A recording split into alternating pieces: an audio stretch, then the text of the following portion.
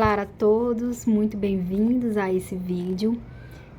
Hoje eu queria trazer um caso prático de um testamento, né? Um testamento de uma pessoa muito querida, um apresentador, um grande humorista, né?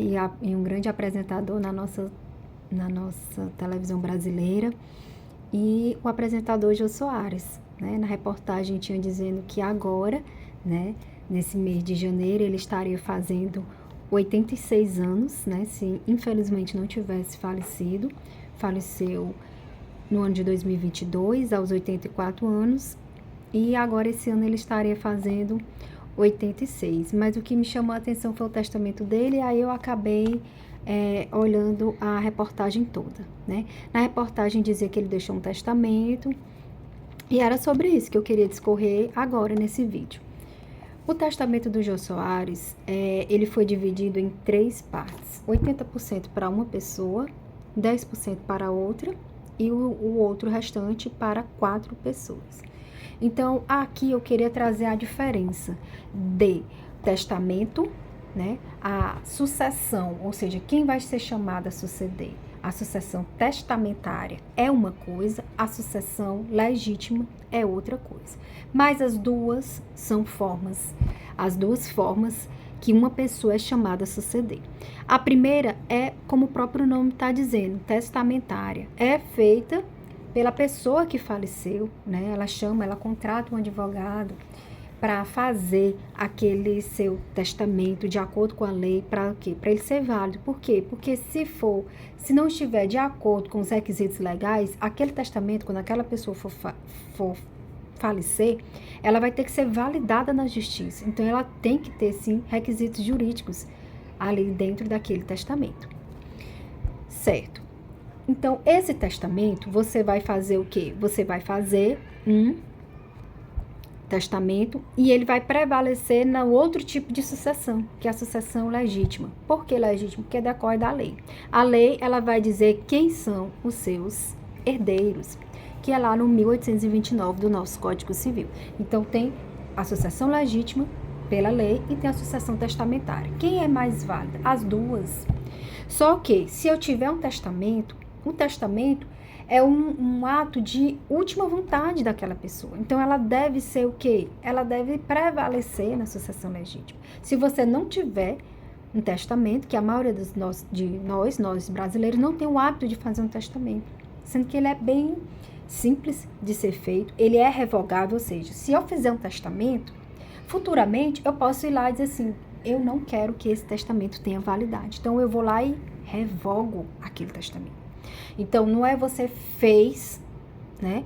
E aquilo ali vai ter validade para sempre. Não é assim. Do mesmo jeito que eu posso fazer, eu posso desfazer. No sentido de que eu posso revogar aquele testamento, certo?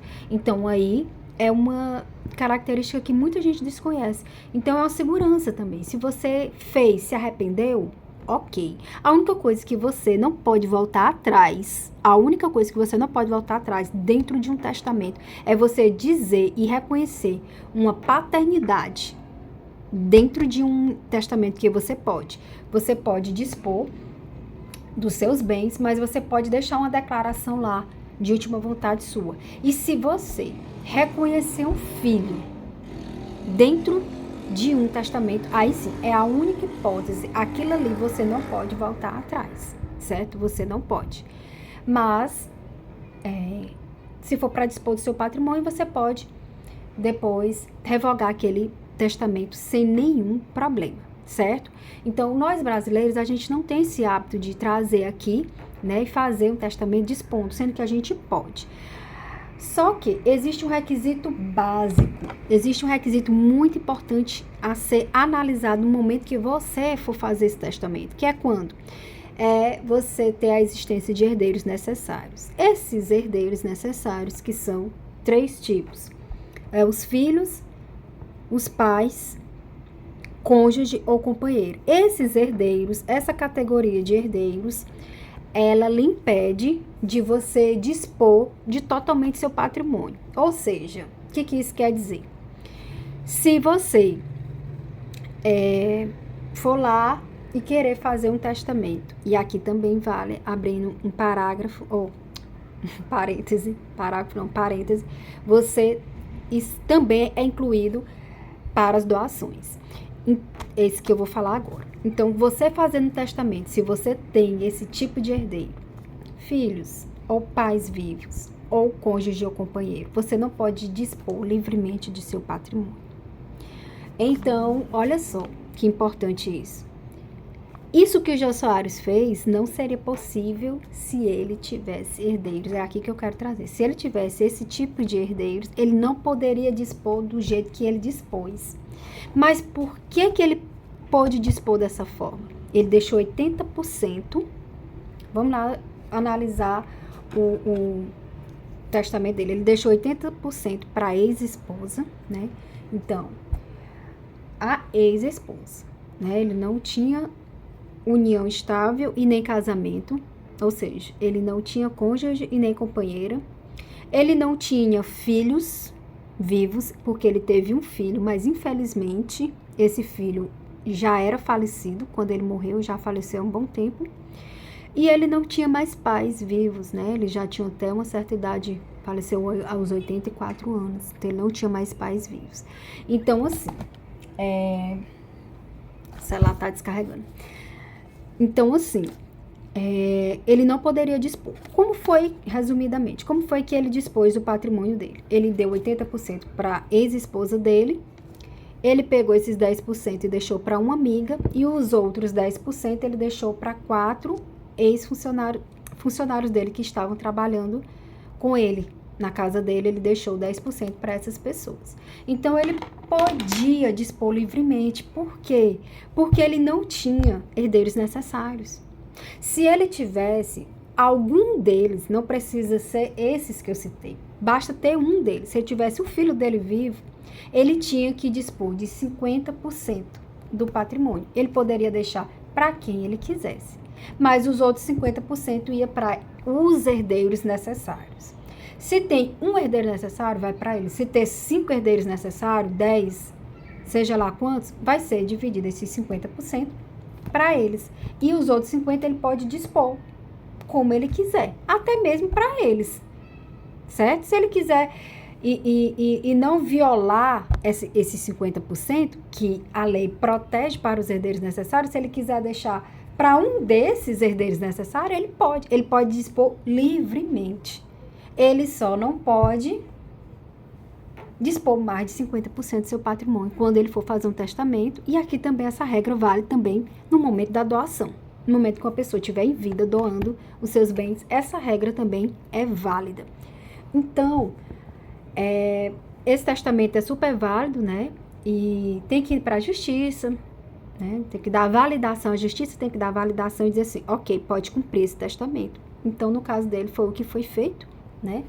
E ele dispôs como ele bem quis, né? Como ele bem tinha o desejo e a vontade dele, certo? Ele não tinha herdeiros necessários, então não tem essa proteção jurídica, porque a lei, ela tenta proteger, certo? E uma outra pergunta rapidinho, e se ele não tivesse disposto de todo o seu patrimônio, se tivesse ficado algum bem, né? Então, ele tinha, sim, um patrimônio bastante volumoso, né? Era um apresentador há muito tempo, né? Já consagrado, com altos salários, talentosíssimo. Então, ele tinha, sim, um vasto patrimônio. E se nesse testamento ele não tivesse colocado todos os seus bens, a universalidade dele, do espólio dele, como é que ia ser? Aí, a gente ia lá no 1829. Do nosso Código Civil. A gente ia pegar aquele patrimônio que não foi incluído no testamento, ou aqueles patrimônios, e ia dividir, pegando lá o 1829. Tem filhos? Não tem. Tem cônjuge ou companheiro? Tem pais? Se não tivesse nada disso, ele poderia deixar esse patrimônio, ia lá no inciso 4, para colaterais, e aí ia para irmãos. Se não tivesse irmãos nenhum, se ele não tivesse irmãos, ia para os sobrinhos, poderiam ser chamados, né? Para representar aí os irmãos. Mas me parece que o Jô também era filho único, me parece que sim. Então, se não tivesse ninguém do 1824, que era, eu acho que é esse o caso concreto, ia para o Estado, certo? Essa herança é considerada, chamada de herança vacante e vai para o Estado. Então é isso, eu queria trazer essa análise para você entender um pouco mais como funciona o testamento. É uma coisa simples, a gente tem que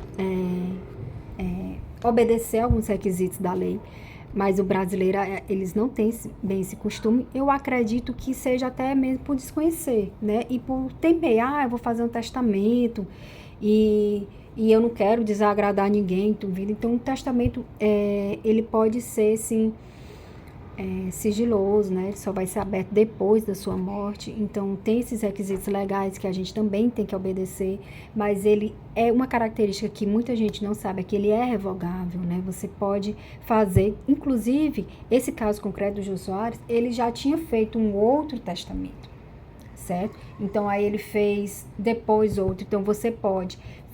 Eu fiz um testamento e depois meus bens mudaram, ou eu vendi uma casa que estava no testamento. Então, gente, vamos supor, eu vendi uma casa que estava lá, sim, não vai invalidar aquele testamento.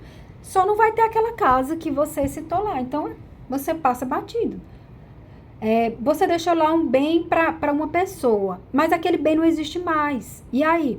Infelizmente, aquela pessoa não vai ter. Só isso, não vai invalidar um testamento. Não vai. Por conta que não tem. Mas você pode fazer posteriormente outro testamento e dizer assim, olha, eu estou invalidando o outro testamento que eu fiz. Então, tudo isso você pode fazer posteriormente. É um ato de última vontade sua. Você tem autonomia para fazer o seu testamento. Só não tem tanta autonomia quando você tem herdeiros necessários, que você vai ter que deixar 50% dos seus bens para os seus herdeiros necessários. Então é isso, eu gostaria assim, de esclarecer esses pontos para vocês, espero ter contribuído de alguma forma para o entendimento do que é essa sucessão testamentária, né, que é a presença de um testamento aí, e até o próximo vídeo. Muito obrigada por ter acompanhado esse bate-papo.